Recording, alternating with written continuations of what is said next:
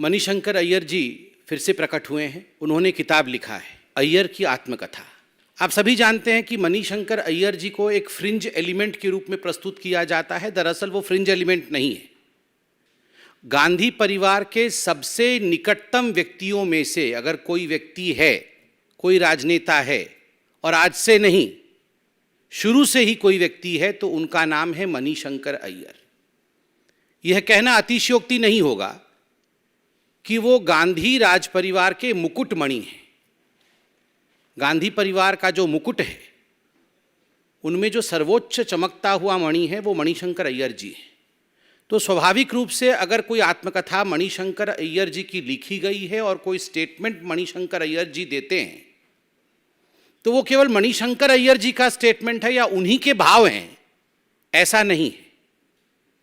जिह्वा मणिशंकर अय्यर की है, विचार गांधी परिवार के।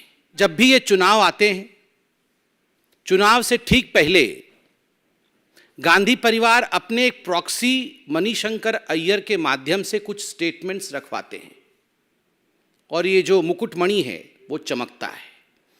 2014 से पहले याद करिए, ये वही मणिशंकर अय्यर है जिन्होंने नाक भौं सिकोड़ करके नरेंद्र मोदी जी की तरफ देखते हुए कहा था कि नरेंद्र मोदी जी देश के प्रधानमंत्री कभी भी नहीं बन सकता।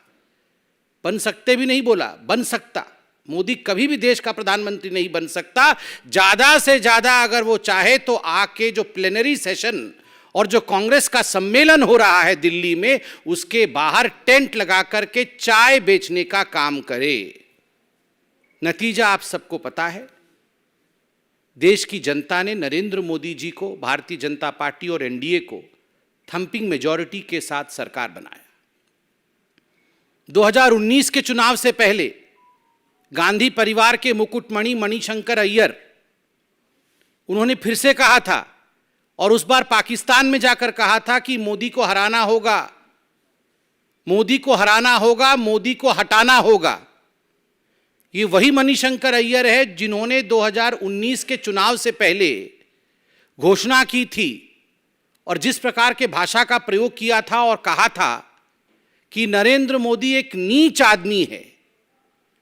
देश के तमाम लोग आश्चर्यचकित रह गए थे कि आखिर गांधी परिवार के सबसे नजदीकी व्यक्ति इस प्रकार के शब्दों का प्रयोग प्रधानमंत्री के लिए कैसे कर सकते हैं।